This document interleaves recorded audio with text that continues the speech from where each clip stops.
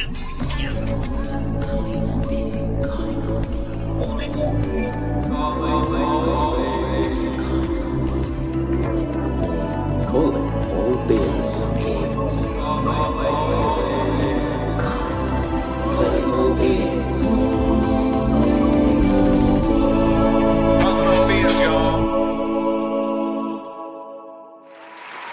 I get a hit? Man, for calling all beings and free Karen Reed Nation. Good evening, everybody. I'm your host, DJ, and I'm all kinds of excited to be in the joint tonight. Because guess what? We got some pipe-hitting gangsters from Canton. The standout Warriors are in the house, man. Put your together. You know what I'm saying, everybody? We got a lively chat. Sherry Dizzle's in the joint. I think Julie's in the joint now. Oh, man, we got CPU Mod 1. I hope that's not Kristen because Kristen's supposed to be in the studio. But anyway, yeah, Kristen, use the link. Come on in the joint. People are already gifting memberships like Sherry because girl is just so damn awesome and generous. But Canton Crusaders, that's what's up. That's what's up, man. We got to put that big red, like the Knights of, I'm trying to think, the Knights Templar, sorry. As we're just talking about the church in Canton and some drama that's going on in the background here. But you know what? We're going to have fun tonight. We're going to learn something tonight from people that are on the ground. So first, let me bring in my co-host, du jour. You guys know her as Massachusetts answer to Helen of Troy.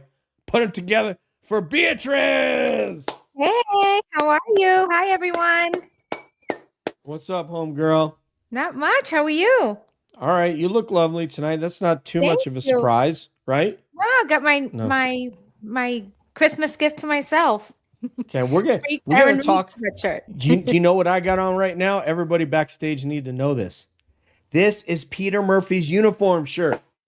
This is Peter Murphy's uniform shirt that he wore when he was a police officer in Canton. How you like me now?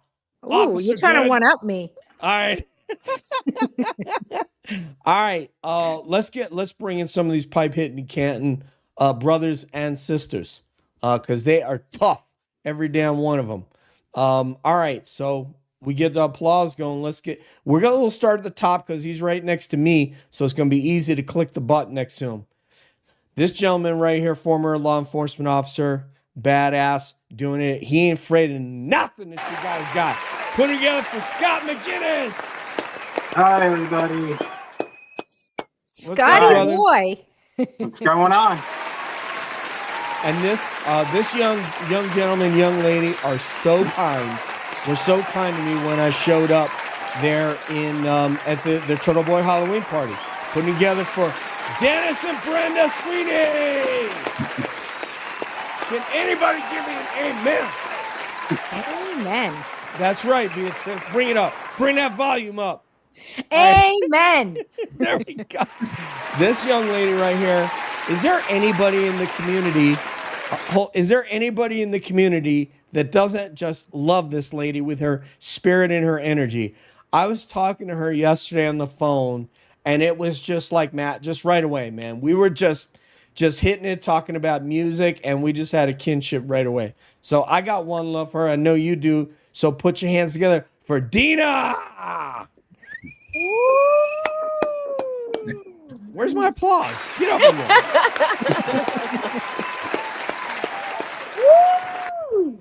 That's man. This just fade in and out, man. StreamYard's starting to piss me off, Tommy. We're gonna have a talk with this program. All right. This brother right here. I want to mention this brother because not only am I wearing his uniform shirt right now, which he gifted me in Franklin at a bar. I think it was Teddy O'Gallagher's in Franklin where we met up. And he gifted me the shirt, which I'm honored to wear a second time on the show with it. He is also one of the persons who made this show go, along with Sean McDonough. They're the ones who put me on the Karen Reed map, because before that, didn't nobody know me. And they're like, who is it? Who this guy? We don't know who this guy is. Well, this gentleman right here, I got to speak with he and Sean, and he was willing to come up there and hang out with me. So I got one love for him, and I know y'all do also. So put him together for Sergeant Peter Murphy.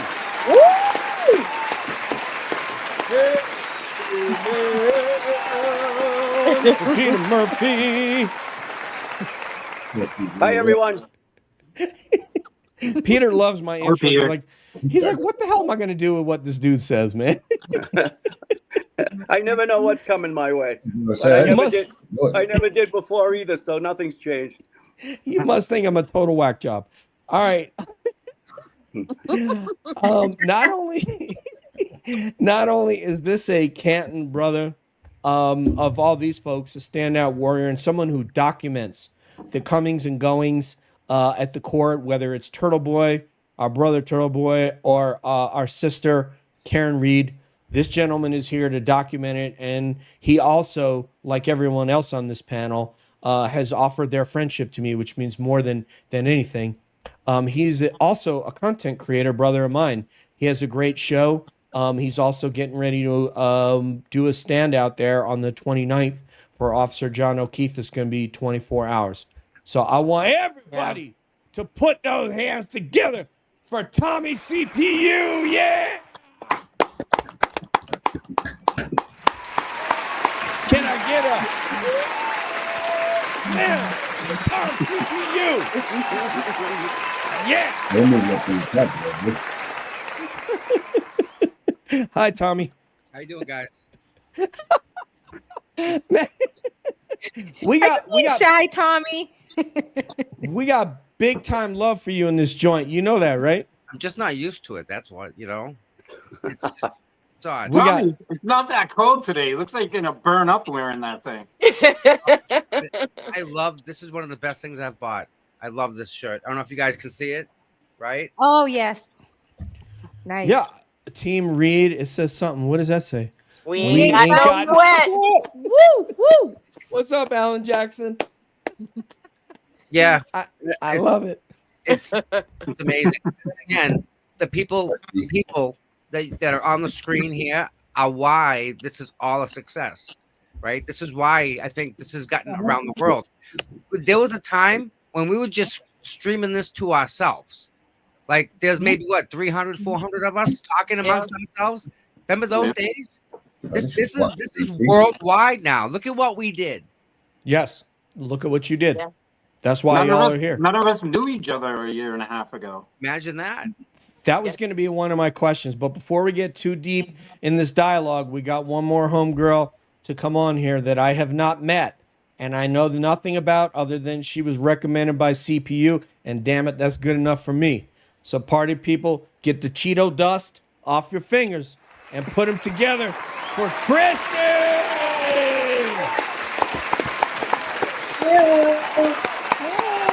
Welcome home, girl. It's good to meet you. I'm DJ. Nice to meet you.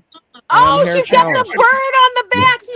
Yay! Where? Is there a bird? Oh, yeah. There we go. Yes. Aw. Kristen would bring the bird down to the front lines when we were at the courthouse. Like, it was amazing. She's not only a bird, she's got her own bird, mate. Is that an African gray? All right.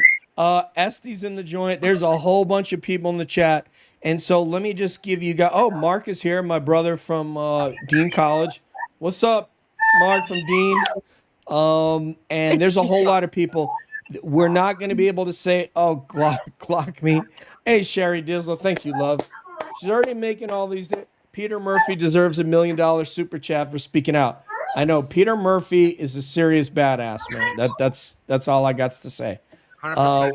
Already we've got Sherry D, the cat lady.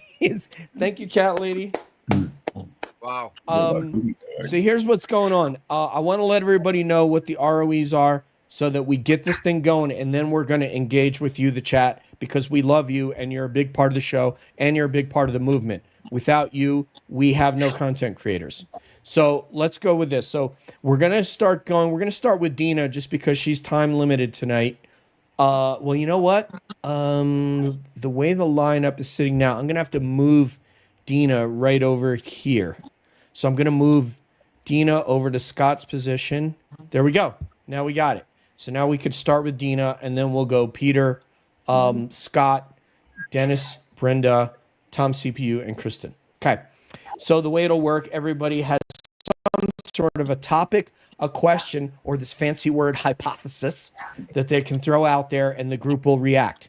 So Dina will start, Peter will react to her topic, then then Scott, Dennis, Brenda, Tom, Kristen, and then the next person will go. Then it'll be Sergeant Murphy. We're going to put the pressure on him right away.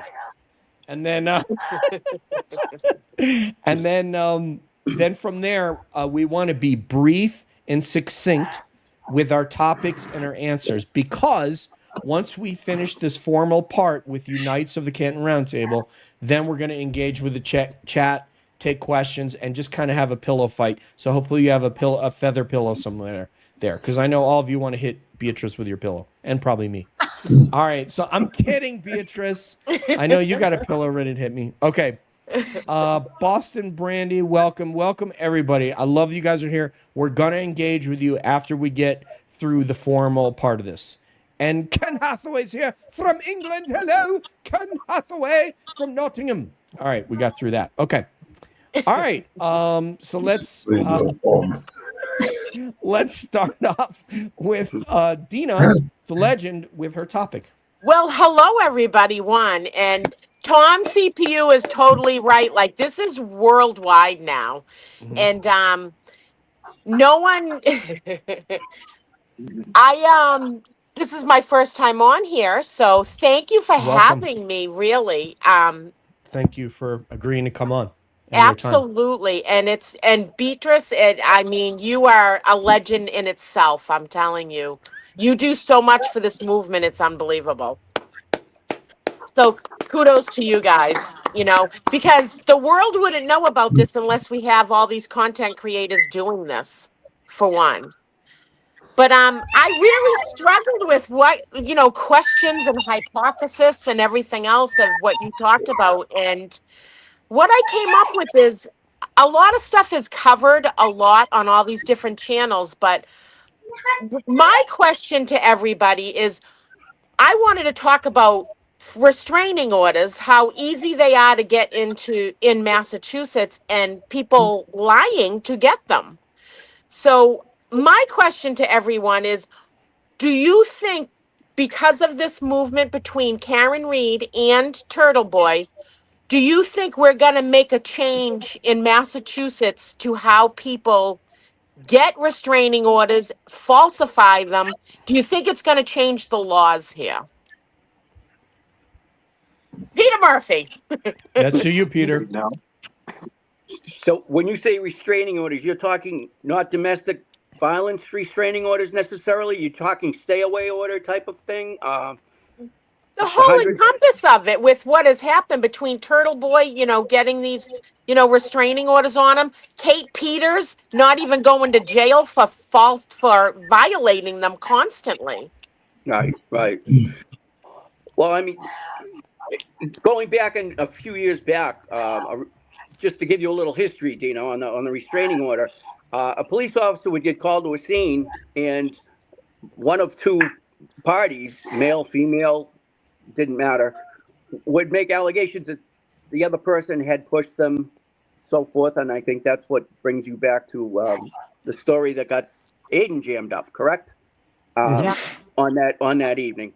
And that, I guess, there's a side story, a backstory with that as to whether or not he was set up. We'll leave that for somebody else to talk about. But there was a time that, as a police officer, you went to a scene and you almost had to be a doctor, a psychologist, and everything, because if you didn't see red marks or a bloody nose, you tried to separate the parties, tell somebody to go stay somewhere else for the night, and that kind of was the end of the story. Then they gave us the power that the complainant, the victim, became an inherently reliable person. From there, we could make an arrest and take them out of the house.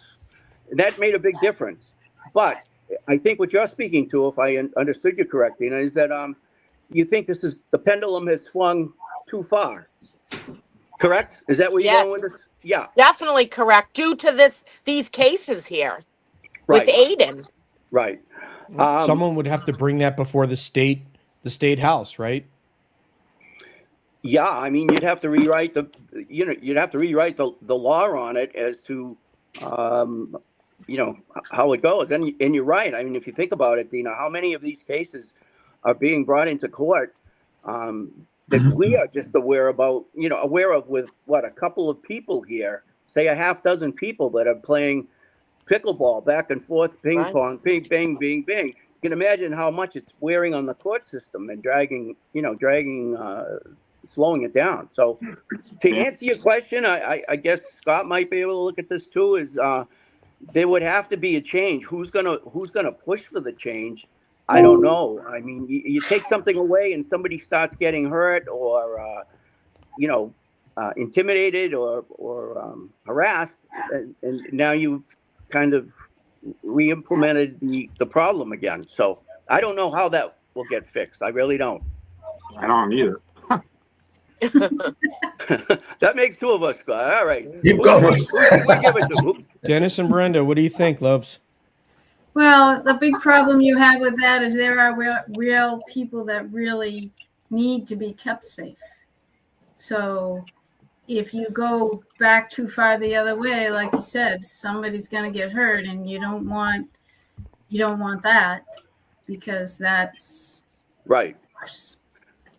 Right. That's not what we're looking for. The other problem, I think Dina mentioned it too, and Brenda, you're familiar with it. You sat with me at court in West Roxbury. Is there are people that are being brought through the system for the fourth and fifth time for violations, non-compliance of 30 days of or 30 hours of community service, and they walk out the door like nothing's wrong. Because they're protected. Well, you have to hope that she's the exception to the rule, because she's working for Morrissey, and as long as Morrissey's in office, she's going to be free to do whatever she wants.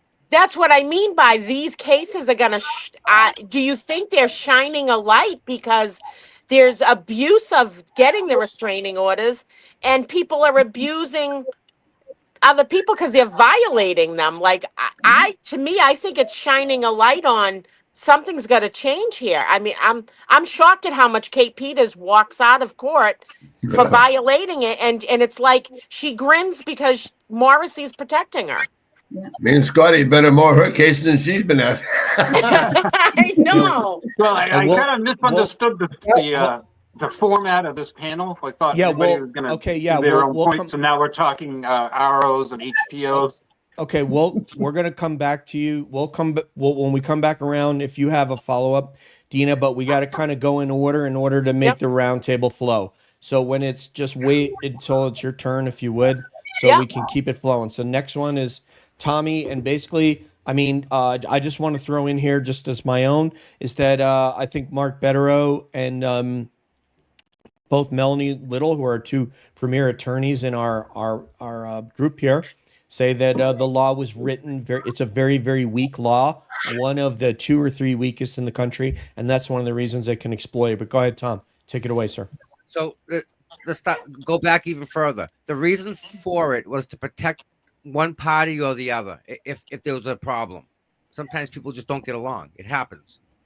So the law was you can go in, one person separates. You cannot go near this person. I don't think there's too many people that are corrupt for any of it to go to the next level. Because if St. Peter arrested Kate for violating the order, say he witnessed it, and he wrote the order and he witnessed the violation of it, even Peter can't do anything about that, right? If he witnessed, even being a cop, is he going to get involved in it? Because now Peter's going to start running up the chain of command until he gets pushback. Then he's going to get his balls busted for this, that, and everything else, just by doing his job. Think he's going to run her up the chain again if he sees another violation? No, doesn't. This is Massachusetts. This is how the system is. It's going to be this way until you get rid of one thing, which is qualified immunity. You have to take the responsibility off of the government because they have no responsibility. Put it on the police officers, make them do their job, because right now they're just collecting money. They're writing their own check. That's all this is a money grab. I mean, The police officers they do not have to protect you. That is not their job. If there's that lady that was on fire in New York, remember that lady that the cops sit and watched her burn? Because guess what? It's not their job. They're not going in to save lives. That is not their job. You think they care about you? Wrong. They don't care about any of us. And they're using the system that they wrote to prosecute Karen. This has got to stop. Think about a system that allows a brand new cop to be murdered inside of the academy. You're surrounded by first responders. I don't put like how you're the safest place you could ever be, surrounded by cops. There's a lot with that too, you guys. If you guys knew half of what I know, I'm almost ready to throw up. I'm ready to throw up with what is obvious just from his injuries. Let me just say one thing, Tommy. Tommy, do you have any mods that are in the chat? If you do, if you're in the chat, in the chat, yeah. Kevin from South Boston has a mouth on him, so kick him out. Nick Knack, take care of Kevin from South Boston. Somebody, whoever's in the chat, because I can't. Probably pretty good about it. I can't kick him out because he's in your stream. He's coming from your stream, but kick him out of there. He's got a big mouth. But Mazza is here. Mazza. Hey, Mazza. Mazza. Another legend. But again, do I think it? No, I don't. Not. Each case has to be handled separate. If you had a decent judge that wasn't corrupt and he looked at the facts with Aiden, he would say, "Get out! Don't waste my time. Get out of here." He legitimate because it's a waste of time. But better yet, when you have evidence that's brought to Judge Canone of the Sally Port with altered video, then you have Aiden's thing that has altered text messages. There's a problem, and you're allowing this as evidence against you. No, that's how broken the system is because they allow that. Do you guys see that? And better yet, if they miss on a piece of paper, oh, there you go, sign that. Here you go. No, it's not good, man. Did Judge Corrupt get rotated out of that? Hold on one second. This punk with the mouth, one of y'all that's with Tom, kick him out because we cannot. I can't kick him out because he's coming from your stream. But kick his big ass mouth out of here. Hey, DJ. Yeah. DJ. Yeah. Can you hear me? Yeah, I hear you. Just as a point of information, you may or may not have this come across your desk. Was it the other night? Who was it? Who was the podcasters that were on there? It was JFK, wasn't it? And a guy from Southie called in named Kevin. Mm-hmm. Yeah. Yeah, that's not him. That's not him. I don't know if it's him or not. I just want him out of my chat. I don't care. I don't care who it is. If it's actually Higgins, then I've got plenty to say to him. I'm going to start talking about his medals and decorations and how you get decorated for leaving an officer down, how you get decorated for for helping to injure an officer, leaving the scene. I want to kind of get into a little dialogue about his decorations. But he's a punk, obviously, and he's a puss because he never responded to Karen after the injury. So he just, his consciousness of guilt just came in spades there. So all right, I'm sorry. Let's continue. It's Miss Kristen. It looks like someone. Where's Peter Murphy? Peter's there. Who did we lose? He's right above me. Did we lose Scotty? Scotty. Oh yeah. Oh, there he is. Scott, you're out of order. Here he is. Go ahead, it dropped out Kristen. for a second. Ma'am, the topic goes to you, ma'am. Restraining orders, right? Yes. Okay.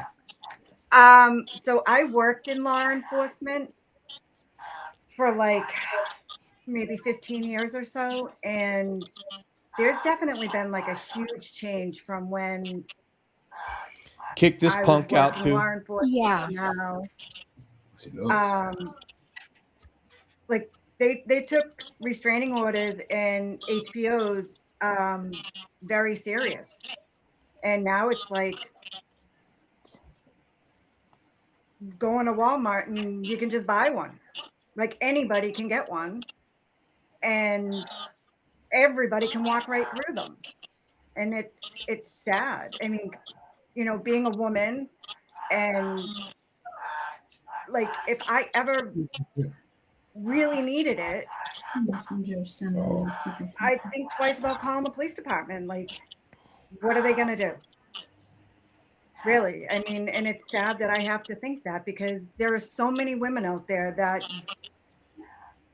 not even just women, but men too, like, that need this order and they need this protection, and they're afraid to get it, because they just, a lot of people look at it as just a piece of paper. Like, okay, that's a piece of paper. I can walk right through that piece of paper. And it's not fair. And like, you just walk down the street in Canton and bam, you get a restraining order put on you just for walking down the street. And it's so sad. And I really hope that Morrissey takes a hike and we get some change and we go back to the way it was, where we take these orders seriously. It needs to change. Unfortunately right now, I don't have hope for it, but it's got to change. I mean, I have 2 young kids and I have a daughter, and I hope she never needs the police someday. Yeah, I mean, she will. We all do. I mean, that's what's so important about the police, and why we need them so badly. We just need them to be honest, and also to understand that the law applies to them as well.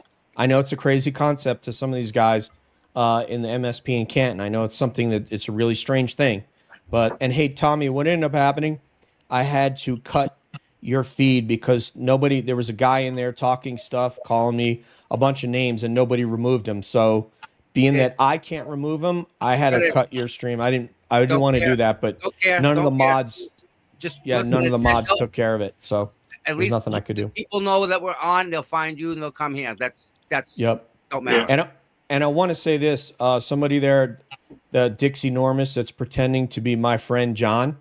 I am more than willing to meet up with you in person and we can settle it. If you got something to say to me, say it to my face. Don't be a pussy and come online and say it online. Let's do it man to man. I'll be there. It's funny. They know where I am with my camera, and all the time, like 24 hours a day, they know where I'm at. They've never come and visit me. Yeah, come see me, man. I'm going to be there. You and I could settle it one-on-one. And even if I lose, you won't win. So one last thing with this RO and HPOs. If we go back in history, they started off simply as domestic relationship ROs, right? And then they evolved, and then the HPOs came into existence. Peter would know if we go back in time. And when you added the HPOs, where you can take out a harassment prevention order on anybody, even somebody that you're not in a personal relationship with, that's where the slippery slope was. And that's where we've gotten where we are today with them. Now people are abusing them. Right. In my opinion. Exactly. That's what's happening, man. That's what's happening. So I think you guys have made awesome points there. That was a great one, Dina. Do you have anything or Bia, did you have anything? We'll get Dina and then we'll go on to the next topic.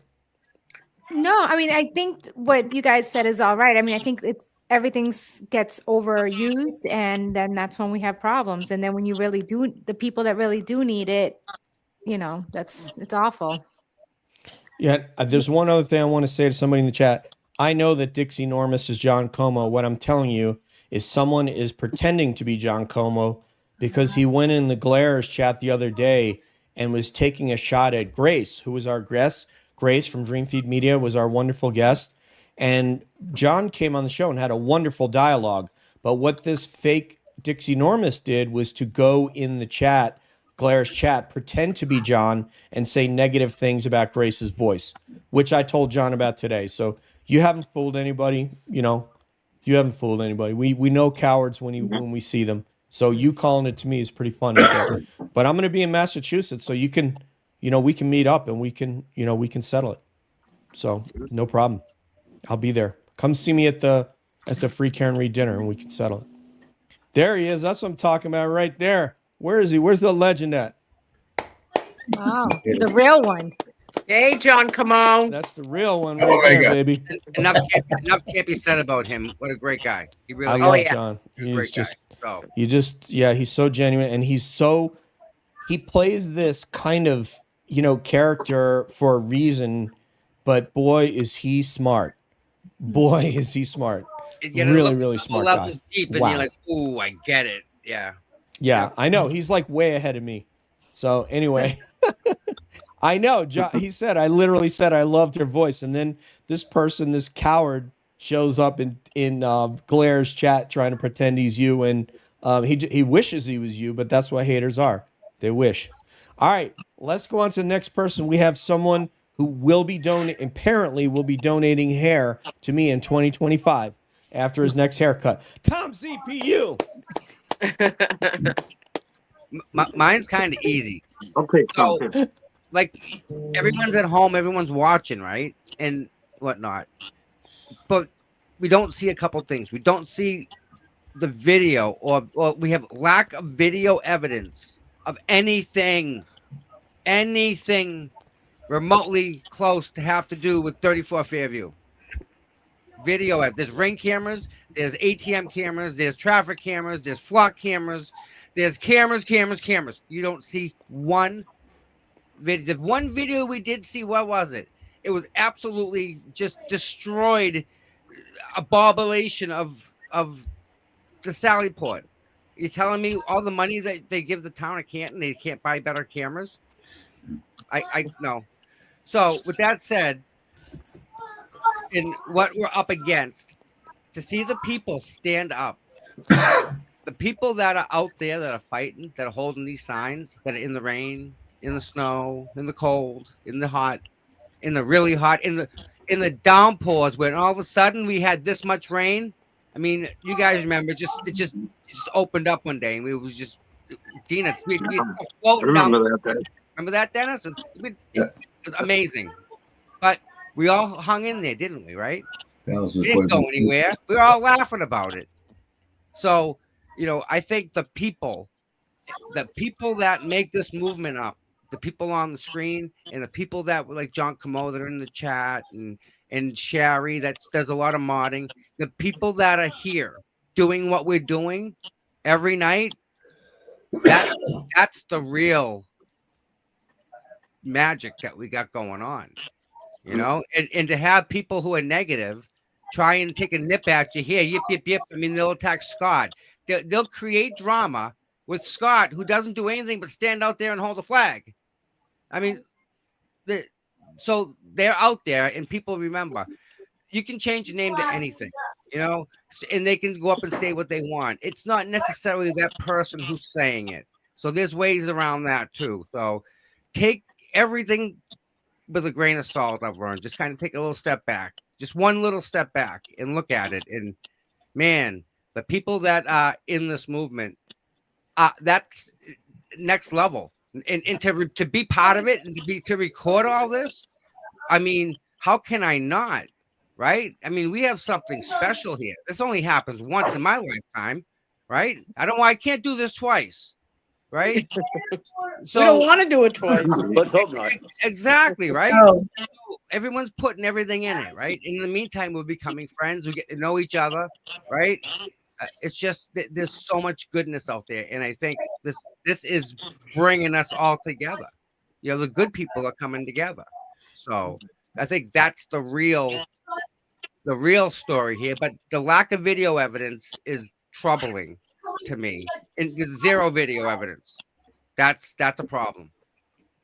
Yeah, I think John alluded to it in the chat. He said, well, Helena needed to upgrade the kitchen so they couldn't get new cameras. So maybe it's like they needed go from that 700 to the 1500 watt microwave. What do you think, Peter? I don't know. It was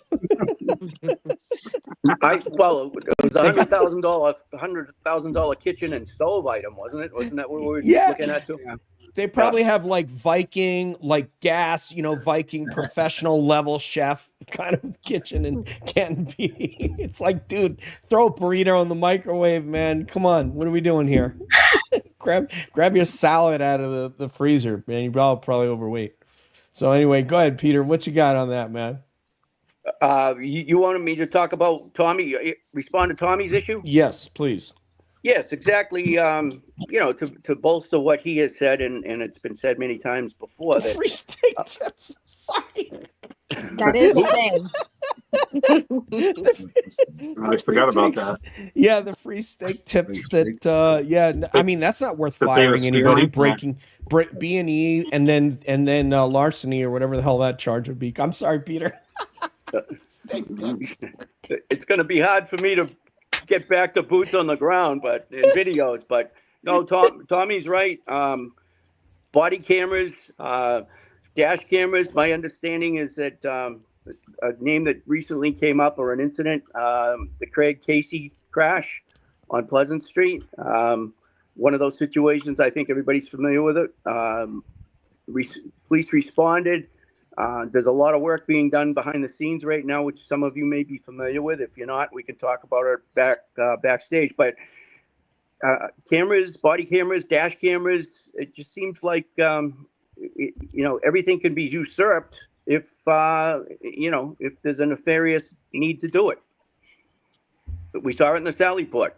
So I don't know. I think at some point in time, everybody's going to have to wear a camera. There's going to be cameras in cruises and 9 ways to Sunday, and we'll see what happens. It obviously, the lack of them or the lack of initiative by law enforcement to look at all the video cameras and ring cameras all up and down Cedar Crest Road and Dedham Street, could have changed this whole case around very quickly. Right, Dennis, Brenda, it's a great way not to have evidence when you're trying to frame somebody is to make sure you don't have evidence. So it can all be inference and innuendo. Well, Canton is the Bermuda Triangle of video equipment. That's true. That library video, what happened to the library video? But they did come out and take a picture of the church entrance only sign when they're getting ready to send Peter his summons. They came out with a tablet and took a picture of that sign. So that's going to be in your court case, Peter. It's going to be a picture of the Church missing no entrance trespass. only sign. No, it said church entrance only. The no trespassing sign was under the snowbank, so you couldn't see it. But the church Come entrance see me, sign, come they see me, all Blackbeard. came out and took a Come see me picture when of I'm it. there. Let's get into it, man. You and I can go one-on-one. I'll put my 3D glasses on the There you next go. time I'm driving around. And supposedly, starting in November, the officers in Canton have body cameras. Oh, really? Finally? They actually turned them Supposed to be on, on now, yep. but supposedly, starting in November, Yeah, they go- because Helena Crashford was saying that she had the cameras, but she couldn't afford the system to run them. Mm-hmm. Yeah, well, that was when she was starting the whole thing to evaluate whether we get the capital money for them. That was her big thing, was however you save the video. That was expensive. Yeah, that's what I was talking about. The storage, video storage was expensive. The stove is more important. Yeah, one thing, We'll mods. see if they actually use it. Hey, mods, when somebody comes in there and you see them troll, you guys know the cab rules. Anybody on this panel, you get rid of them. Not time out. It's ban. So please don't wait for me to do that. R.I.P. President Carter. Oh, President Great statesman. Oh, yeah. Okay. 100 years old, right? He I think so. good long. Yeah, I mean he's got a list of from nuclear program to being a statesman. But yeah. Anyway, please go ahead. Who is next? I believe it is Miss Kristen.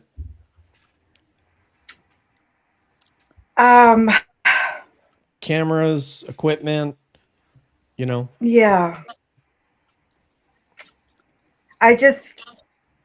I find it very odd that the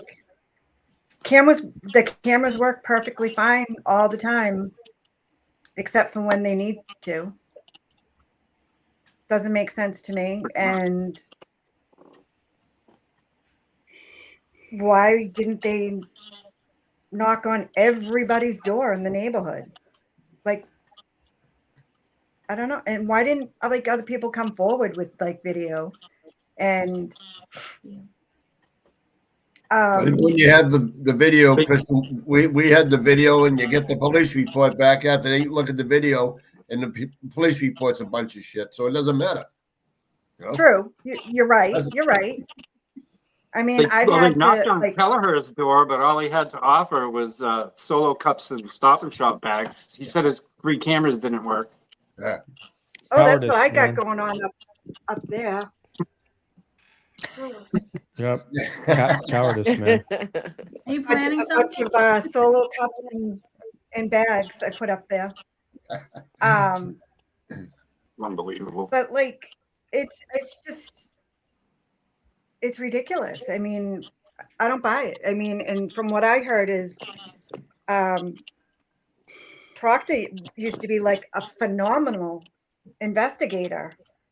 Like he crossed all his T's, dotted all his I's. I mean, he was awesome.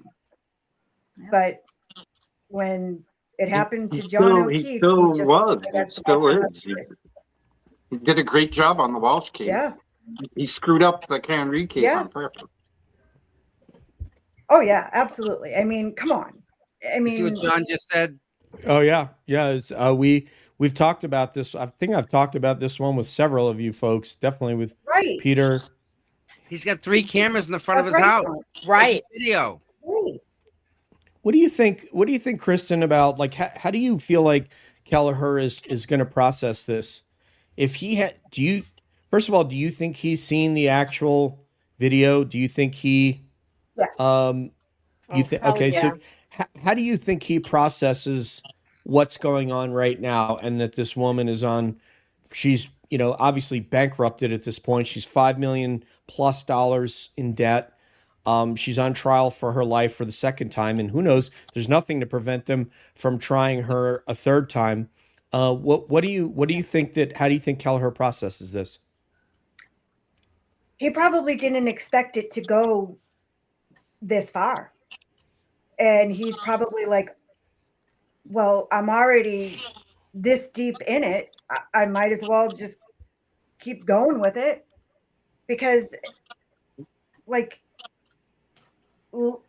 if Karen did do it, he would have the video that proved it.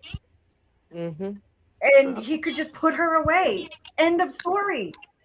Right. Like, Right. 3 years ago. come on. Exactly. I mean, so you got to think of it that way. Like, like he had the video footage. If she ran him over, and it would be over and done with. Throw her in jail if she did it.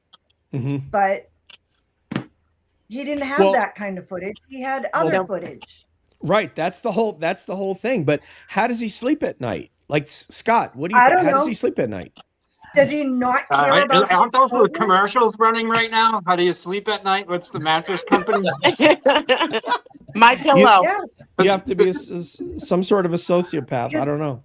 Mm. The first thing that would be going through my head is my children.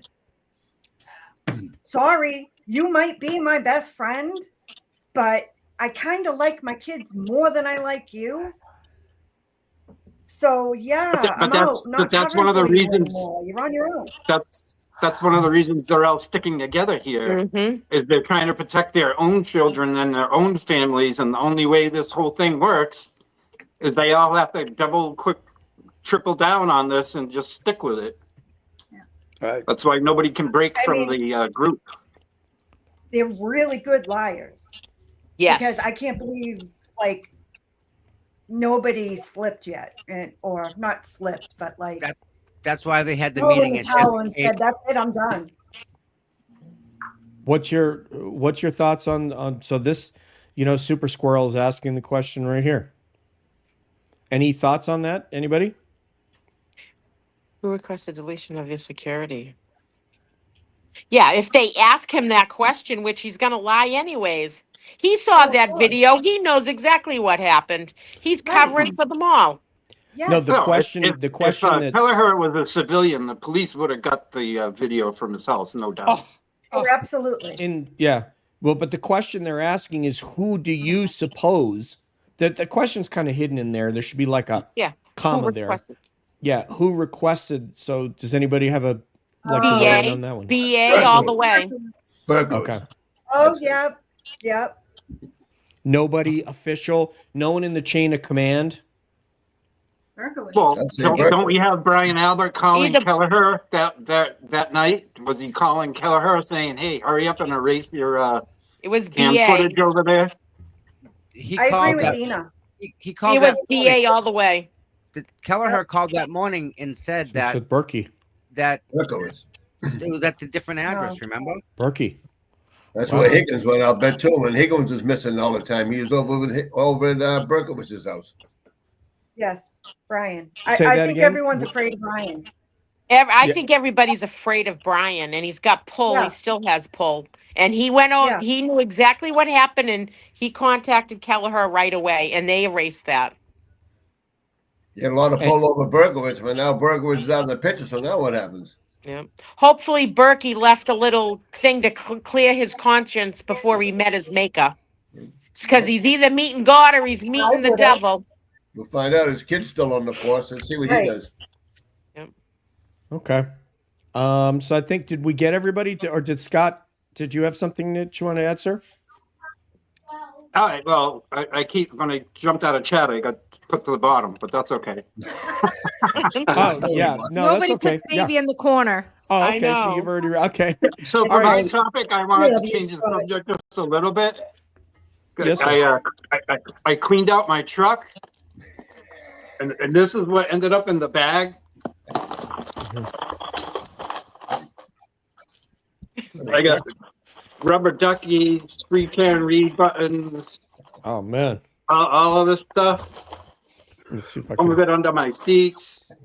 You know, these famous things. Oh, wait. All these bracelets, all this stuff, you know. And it's pretty amazing, all the stuff that I've accumulated in my truck, you know, and it makes me think of the free Canberra movement as a whole. And you know, when I started going down there in person in July of 2023, not knowing any of these great people, being a little nervous about going, and now, you know, where we are today, you know, and how this free care and movement has come together, and we're all sticking together, and you know, it's an amazing. I'm so proud to be with everybody here. I know how strong everybody is, and Mhm. you know, it's kind of when I was cleaning out my truck and I found all that, you know, and like even my uniform that I wear, you know, I have these things hanging, you know, and like Yep. even this stupid ribbon. I think Brenda handed these out, I did. Yeah, she did. and My flag. I'll wear it till there's no threads left. You know, it's like a sentimental thing now. Yeah. Can we give a shout out to Terry Robbins real quick? Yes. There she goes. So she's asking if you pulled up outside the house your sister lived in, was a dead person on the lawn, and your sister, husband, nieces, or nephews weren't outside, wouldn't you be banging on the door? Yeah, you know what? Absolutely. Yeah, Terry, this is something a lot of people ask, but this is to put some modicum of honesty on the entire proceeding. But from we believe, and just kind of in the last couple of days, one of Brian's first phone calls had to have been to Kelleher. Hey man, something's happened over here. Stay in your house. Don't come outside. Don't get involved. And he probably listened. Scrub your cam footage too. Yeah. And, yeah, Yep. and probably scrub your cam footage. Yeah, there's a bunch of people in the chat that believes that it was Brian that did that. Absolutely. And how did Brian Albert not have cams himself? Exactly, everybody always especially loses being that on one. the fugitive task Come on. force. And that's the biggest thing is Come on. why didn't they break those doors down and go right in? Brian Albert was on the fugitive task force. You have a dead cop on your front lawn. They had no clue if there was a hit on Brian for all the years that he put people away on the fugitive task force. I'm sure he had wasn't the, multiple threats. Wasn't the BS in the trial? He had a new Nest camera that he hadn't installed yet, or Yeah. something. Yeah, It was a Christmas. It was a Christmas Don't we gift. have photographs that show there might have been some sort of ring cam on 34 Yeah. Fairview? Yeah. He had to have one. Maybe they had cameras and they took them down the Yeah. day before Maybe Yeah, they it's have like it all Aaron, planned it's out. like Aaron Hernandez trying to destroy his home surveillance system and Yeah. smash the DVR recorder. And everybody in here, Scott's worked in law enforcement. I have, Peter Murphy has. All of us have worked in law enforcement. And if a brother is in trouble or a brother is going down, every single means of everything. Search warrants don't even matter at that point. You're there, you're going to take care of your brother if he's down. So why they never went into that house to make sure there wasn't an assassination of a whole family is I don't, that right there made me right up front know something was not right with the whole thing. Jen had that. Jen went in. Of course she went in, Satan spawn. I've said this on multiple shows, so I'll say it for the benefit of the original gangsters. But the investigation began when the first Canton police officer stepped on the lawn or the snow at 34 Fairview, and the moment that officer decided not to knock on the door, the investigation had concluded. Mm-hmm. Then Exactly. it became. I say that's the fix was in before they even got to the house, and that's why Yeah. they didn't knock on the door. It could be. It could be Yeah. that those phone calls took place. We don't know what Higgins told them. It could be. Those. I mean, this is what someone's saying. Lank here, Satan spawn. She loved that. Dina, that's a great one. Somebody I've been said calling Lank. her Satan spawn for a long time. Yeah, she wears it, as Rod Stewart would say, she wears it well. She wears it well. So, I'm sorry. This is terrible. John's brothers, none showed up. Yeah. Well, the whole thing is, Mark, is a lot. I guess people listen and they're told to keep quiet and all that. Let's get the next person up, which I believe is that Peter is next up. Is it Peter Murphy? Yes. Okay, Peter Murphy. To me, all right. So there's so much. Obviously, we all know there's so much to this case. There's so many places you could begin. You could jump in the middle and still spend 3 days talking about it. But I think if you play back what we've all touched on today, it sounds like the famous expression that's become very novel to me is that a fish rots from the head down. Leadership. And if you look at police departments, stuff that's going on in the Commonwealth, Beacon Hill, CPD, DA's office down on Shawmut Road, it starts at the top. And if the top is rotting, the rest of the fish is going to smell. And my question, I think, that I wanted to put out, a hypothetical, was going to be simply, when did Morrissey's phones become wiretapped by the feds as part of their ongoing investigation, perhaps after Senator Brian Joyce's demise, which you Canton people are aware of, or possibly the Birchmore? I have a funny feeling, and I guess I'm throwing it out there for the over-under bettors, that Morrissey's office was under scrutiny and wiretaps and surveillance, probably maybe even before the Birchmore case. Mm-hmm. I agree with that. I agree with that. And the next question is, hypothetically, if you want to paddle the pickleball back and forth, is how far up this hierarchy of governmental ladder is this going to reach? This could have some, I mean, the feds, I'm sure, many times have probably looked at everything in front of them. They've got 60 agents or something out of the Boston office. They probably looked at it and said, well, you know what, DJ, we're pretty close to cinching the knot, as Alan Jackson said. We got a fish on the line. We just got to get them in the boat. They probably looked at that dozens, if not hundreds of times and said, we're close. And then all of a sudden somebody comes forward, somebody chirps, somebody sings, and they got to go investigate that for 4 months. Yep. It's a never ending. And I know people are getting frustrated and angry at the feds. I did have some interactions with them, and I have to believe in the system, and I have to believe that all of this money, the $500,000 they spent with ARCA, they didn't do that for nothing. They're coming. I hope so. I hope so. I'm very. I think, Peter, that Josh Levy's federal dragnet is so huge, it's slowing down his ship and and you have all the politics involved. Right. And I'm worried. And when you said earlier, just a minute ago, how high does this go up? And I'm one of the people here in the Free Karen Reed movement that thinks it goes all the way to Governor Maura Healey. Yep. So is Josh Levy going to round up all of them? I don't know where he stops and where he just, what he does here. I think he's in a pickle. I really do. Yeah, Well, he is probably in a pickle, and I'm sure he's got data overload. But I think the recent case that he brought for $7,000 that we just saw with the city councilwoman, that certainly shows that he's got both oars in the water. For $7,000, you can imagine what he's probably got in front of him going all the way up to Beacon Hill and maybe all the way to 1600 Pennsylvania Ave. Yeah. I think it goes way, way up, and they're just trying to figure out who they're going to throw to the wolves, and they're all scratching at each other, and they all got shit on each other, and they're throwing shit at each other back and forth, so no one's ratting each other out because it's going higher and higher. I think something should have happened by now. I know everyone's like, wait for the feds, wait for Levy, but if Levy ends up leaving when Trump goes into office, we're screwed here in Massachusetts. We're going to be screwed.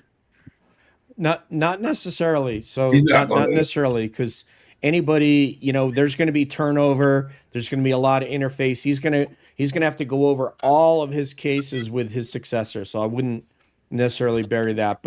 And we do have a question for Peter. Anne-Marie DeAndrea, first of all, really cool name. Paisan, what's up? We will get your name, your question in there. It's Stad. I'm also starring some of the other amazing questions that you guys have, but I want to get to Dennis and Brenda and get their takes on Peter's topic, please. And if you need to restate, Peter, for them, restate it succinctly, please. Yeah, Dennis and Brenda, I guess, just to reiterate, it was simply, and it's been talked about, I know, in our group with Boots on the Ground. When did this investigation commence with the feds? Who and why were they looking at these people? When did it happen? And where's it going to end? Well, I agree with you. I think it goes all the way past Maura Healey. Don't forget, she was in charge of the Birchmore case and a couple of the other cases when she was in office. Remember? Attorney General. Yeah, she was right. Attorney General. So Attorney General, right? She was Attorney General then, yeah. And she hasn't said a damn word about any of these cases, made any statements at all. So I think she's covering her ass myself. Well, yeah. She must be. To kind of sidetrack a little, just look at the Enrique case. How many days has it been, Scott? Tom, CPU? How many days? 100. 100 at least. 100 goddamn days, and a police officer killed in his own academy. Dead in his own academy. Let's not say killed. Come on. Really? Yeah, Beatrice and I have had I don't know what to think of that one. Beatrice and I have had extensive conversations. Obviously, she's talked to the family.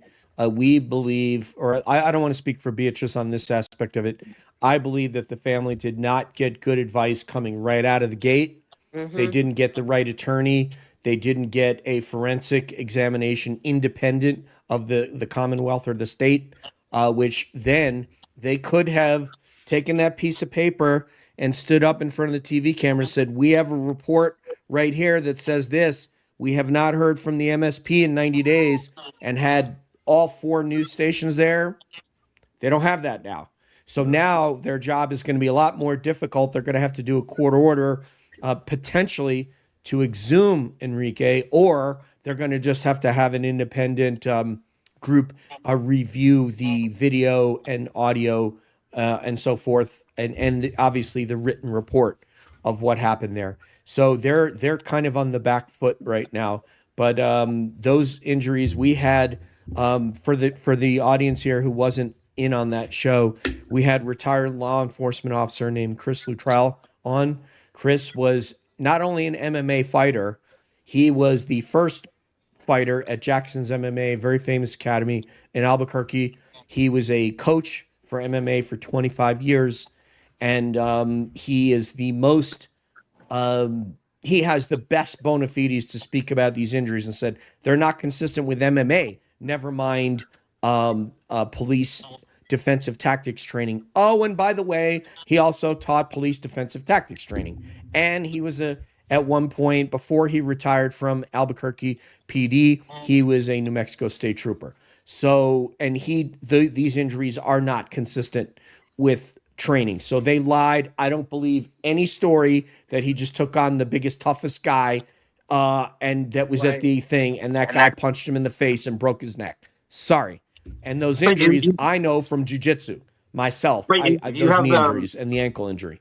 You have the statist apologists saying these investigations can take at least a year or more. Sure. You have people that are more tepid on this, like Turtle Boy.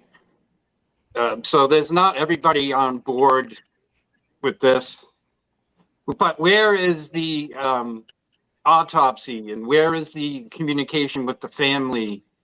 Is the state afraid the family is going to sue the state? You know what I mean? There's a lot of stuff going on here. Yeah, I'm hoping that Beatrice is going to be able to make contact again, because she's had difficulty. She did get one communication with the mom recently, but not the replies to where she could get into the kind of dialogue that she wants to get into. So let me go to Kristen. That's what I want to know. Where Kristen at with this report? What do you think about Enrique? What do you have to say, ma'am? I haven't looked too much into it, but just from the little that I've heard, something seems fishy. Yeah, I don't know what, but something seems fishy. I like what Les has to say right here. That's a fact. That's a fact right there, baby. Thanks, Les. Beautiful faces up in here. All right, let's go to the next. Can I add one more? Can I add one more thing, Yeah, DJ? Oh, me too. I wanted to too. Absolutely, my Chicago accent. One of the worst critics of all this are saying, A, we haven't seen the actual autopsy results, and B, maybe the family is exaggerating his injuries. I think we saw pictures. Exaggerating what interviews? Injuries. The family. Yes, Yeah. but there now I'm not Beatrice saying has that's seen. my opinion. I'm saying that's what Yeah. critics are saying. Can I hold on one second? We have someone on the panel that has seen the photos from the family cell phone. So go ahead, Beatrice. Yeah, receipts. Yeah. Yep. Yeah, no, I mean, I'm just saying what the critics are saying. That's all. Yeah. Yeah, no, I saw the photos, and no, it's real as real gets. Everything Okay. that's out there. Yeah. Those I talked with. I just want to say real quick. I'm sorry to interrupt you, Dina. I spoke with that guy Javier Velasquez, the guy who had fought MMA. He was one of the BPD colleagues of John and Brian, and he was on with Sean McDonough. And I was on the phone with him. Beatrice also was on that call. And those I can kind of point to, and he agreed, the exact injuries that would have caused the jiu-jitsu leg lock injuries that would have popped his knee in a way that knee was popped, which is called a heel hook, an outside heel hook. And that also could have fractured the ankle, especially from someone who's hyped up on adrenaline and is really turning on it. It's something that I could demo on camera and all that, but in any case, I've got a lot of time in jiu-jitsu, and I know that maneuver, and that injury cannot have happened in boxing. That is a jiu-jitsu leg lock injury.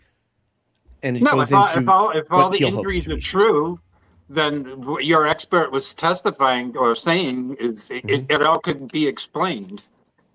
You know what I mean? As not being consistent with what the MSP said. Boxing, that's with the boxing training. And Dina, I'm sorry, ma'am. Please go ahead, ma'am. Well, what I don't understand is in the time that we're in right now, we see Alan Jackson, Karen Reed, we see David Yannetti. They're speaking out about what's going on. I don't understand why Enrique Delgado Garcia's family's lawyer is not up at a podium constantly screaming from the rooftop tops, we want answers, we want answers. I don't know what kind of lawyer that is right now, because it's the time now to do this. I mean, I'd like to know who the lawyer is. Why are they not doing this? Beatrice has heard me say every single thing you just said, but it's a touchy situation with the family. That's all I can say. No, it is, but they gotta, if they want answers, which I've had a conversation with them. We were at Morrissey's office when they were there. Beatrice was there. We were with Brian LTL, and we were all talking to the whole family. The heartbreak in them is just, it makes you cry. It's devastating. And all we can promise them, and which I did, is we will not say his name. We will constantly put his name out there. Yes. And which I always do every time I'm out at something. But I don't understand why that family is not screaming at that lawyer, get on the microphone right now. We want answers, whether we like the answers we get or we don't, because we have none. But they should be. This is the time for people to be standing up and fighting for the injustices across the board with everything. Great. Well, one possible thing is if the attorney's that bad and he's fishing for a settlement from the state, he's telling the family to keep quiet, which means they have the worst attorney possible. Exactly. And who got them that attorney? That's the thing. I've been saying that over and over, and that's what Angel Castillo is saying right here. Is the fan? Yes. In fact, I know Beatrice knows they are telling the family to stay quiet. So and Dylan is saying the same thing here. Hi, Dylan. Yeah. So we I'm gonna talk to Bia this week, and maybe she'll try again to make contact with is it Julio that is on Twitter with us? Is it Julio? Yes. Okay, Julio's a stepfather, right? Right. I think Julio's a stepfather. Yeah, so we've got to try to make contact to help, and if they tell us to shut the hell up, then I'll gladly shut the hell up, and I'll bow to this family because they're the one that's suffering. They're scared, and they have every right to be scared.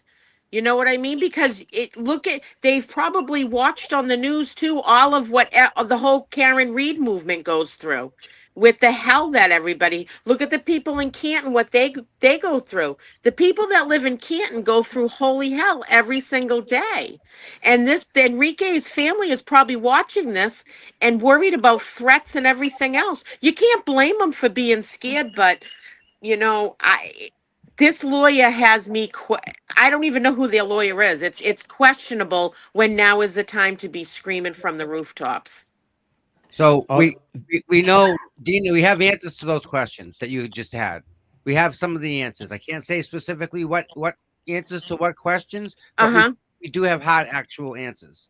Good. Okay. Now I'll ask. Well, we could talk offline then. I'll ask anybody out there, right? Anybody, would you keep a secret for $30 million? No. Well, I don't know. It's hard to say. I'm financially stable. Maybe they're not. The attorney's job, not morals, but his job is to do what is best for his client. So if he can get a settlement for $30 million, no harm, no foul. Like, here's I'm gonna give you a letter. You're gonna give me a check for $30 million. It's the easiest case in the world for the lawyer. I would of course take it. He wants it, right? It's a no-brainer. He's gonna do good for his client, but Enrique gets lost in that. But the client, the client is not saying that to Beatrice, so they're telling it. There's a language barrier. That's a problem. There's how do I put it? There is a I want to say cultural barrier where we see things a little different than people in London or people in Ireland or people in Australia. We just see things different from because we're vested. We have Karen Reed on our mind. We have Sandra on our mind. We have Justin on our mind. And now we have Enrique. So to us, it's not just the tragic death. It's another tragic death. So this is apparently another Latino or Latina Angel Castillo tell you, says, Brian is on it, and "Oh yeah, and I can tell you that with what I know Brian knows what I know, and with that I think bigger things are gonna happen than a billboard. How's that?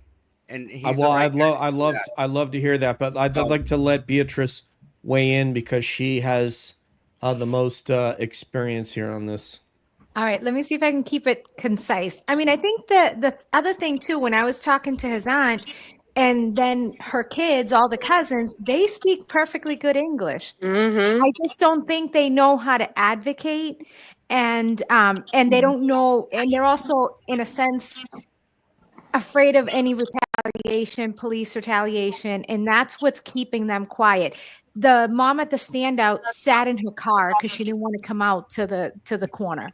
Right. You know what I mean? So I think those fears, whether they're real or not, is what's in them getting the advice of the attorney is what's keeping them quiet. But in regards to the language barrier, I know that's the big assumption. And when I was talking to the cousin, I'm like, but the language barrier, he goes, we're talking right here where I speak good English. Like they do have a lot of cousins that can speak perfectly good English. And I just said, please, like, come out and speak up. But instead, the aunt is the one doing the speaking, and I was doing the translating for, at the last standout. So she's just like, they're not going to silence me. And that's why she was more open to speaking about him and, trying to get answers. We'll get the answers that they will get the answers that you guys are asking, but more so the family will get the answers. So it's just time. Can you speak in generalities as to an outcome, or are you talking about? You said the family will get answers. When you say they'll get answers about what? The nature of what happened, or what are they getting answers about? They're going to get answers to the whole entire picture. You got to realize 40 cadets got kicked out.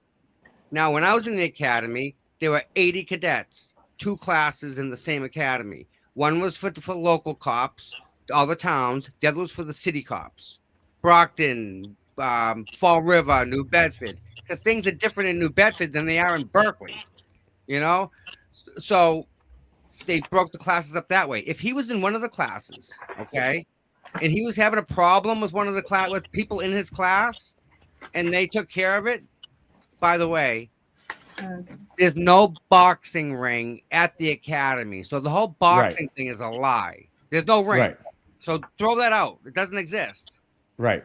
There was no boxing. So wherever they found him, we don't know. Will tell us where and what happened to a point. Lorna's got a good point. I'm going to get to you, Lorna. Valhalla Law, she's the official attorney of Calling All Beings, by the way. Just had to throw that plug in there. Retired Massachusetts attorney. She says if the family is pessimistic about getting justice for Enrique, you know what? I should use the John F. Kennedy accent for this. If the family is pessimistic about getting justice for Enrique, I can see how they might focus on the lawsuit. How's that? Is that okay? That was pretty good. With big Okay, numbers. thank you. Those are $30 million. Think about that. You keep a secret for $30 million? Well, Secret Squirrel suggested there could be a green card issue, so that would make the family shut up too. But I don't know.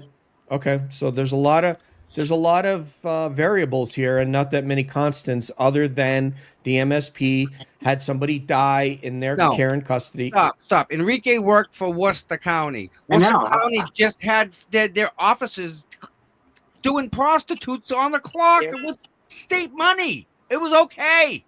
It's okay to do that in Worcester.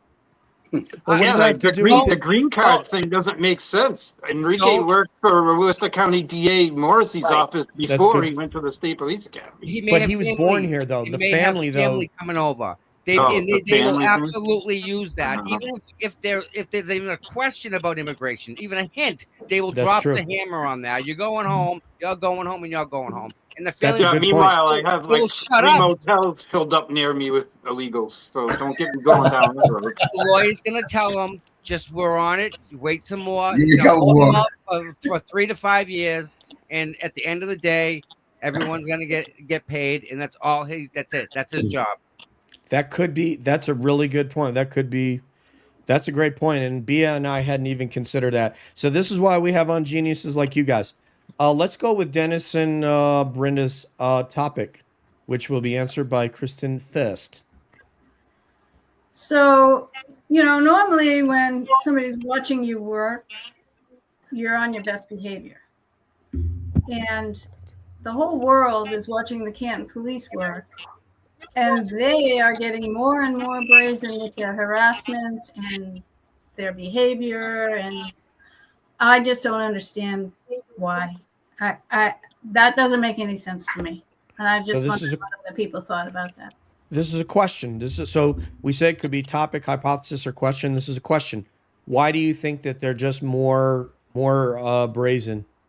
And even though knowing what they've helped cover it up here and how they investigated Richie, who was in the chat earlier, we didn't have a chance to say hi to him, and try to put him through the ringer. And thank God, only littering were they able to get him for, not witness intimidation. What say you, Kristen, about the brazenness of Canton PD, ma'am?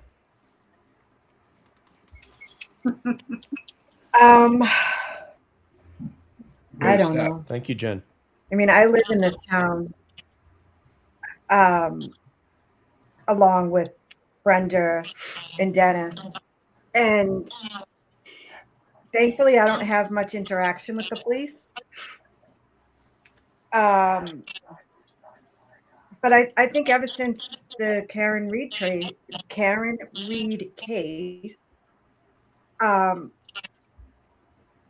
I see that some of the Canton police officers have like a massive ego. Yep. Like I'm better than you.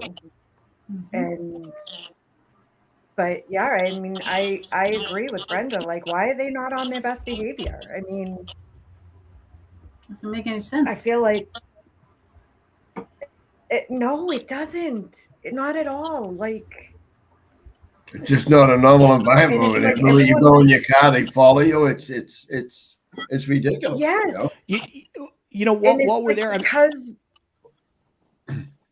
go ahead, love. I'm because sorry. we are Please. following a high-profile case, and some of the supporters are being attacked, and they call for help, and it's like, oh, whatever.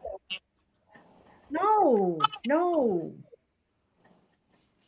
that's not okay. Like, No, the chat's right. Whether They you have like no us or fear of not, repercussions. Who do they answer to? They're not afraid of anything. No. I agree with you, But Sam. I've been saying Everybody in this the Whitey did did something. Whitey didn't do a the damn thing to him. We got it all on videotape, and now it's assault and battery. Now Whitey has to get a lawyer and go to court for assault and battery on the asshole. He never touched him. But because Who he's pissed who does the chief answer to? DA Morrissey state troopers, and who does DA Morrissey answer to? Attorney General Campbell, and who does Attorney General Campbell answer to? Governor Maura Healey. That's what we told So the nothing FBI went in happens. there. They say, well, you got to at least start with your hometown police, get a police report. I goes, okay. Who am I going to call the Canton Police Department? Who am I going to call the state police? I goes, why do you think we're here? We can't call anybody. Nope. Go on your own. You can go. no, This is what makes it so difficult. Christina, they can gift you a membership. Sherry can take care of that. She'll tell you how to square that away. We need receivership, but we need somebody to find out how we can do it. Is what we need. Yes, and it's that's what's so scary for you guys is because you don't have somebody to call. You don't know what would happen if you called the police to come to your residence, your domicile. And that's what makes this so difficult and terrifying. And this is why, I feel like I need to, we need to start emailing Joshua Levy. I mean that, like, Christina, I know you're out there and you're very active, you're in Indiana, and we have friends in Florida. We have friends in the Carolinas. We all need to be emailing perhaps Joshua Levy, because they can't just let this go. If they have something, you can't take the 5 years, because by 5 years from now, what what's going to happen when some of these younger monsters have applied and they're at CPD, and Kevin Albert is the chief. What are you going to do then? They're already planning. Yeah, I know. I'm sure they are. Berkowitz kid's already a cop, so the kids are already destroying houses. Yeah. Yeah. We got to start communicating with Joshua Levy, the AUSA. I'm sorry. Go ahead, sir. I tend to interrupt and repeat myself, but It's okay, sir. So you're saying call Josh Levy and investigate Canton PD? They just investigated Worcester PD. They came out with this long, ridiculous press conference from Attorney Joshua Levy's office saying everything that's wrong with Worcester PD, and it had no teeth, no names were put in the reports, and no action was taken. It was a big nothing burger. It's all we have, Scott. We can't invent. I know, it's scary. We can't invent a new, process here or a new, some sort of arm of the federal government just to what we have to use what's here. And right now he's here. So, and obviously he's had his hands in this case, and obviously he's had his hand in the Birchmore case. And then we didn't even know that he had his hands in the Worcester case. So we need to do something. We need to start letting it be known that you guys, I feel like we need to share the stories that you guys have about what's happening to people in town.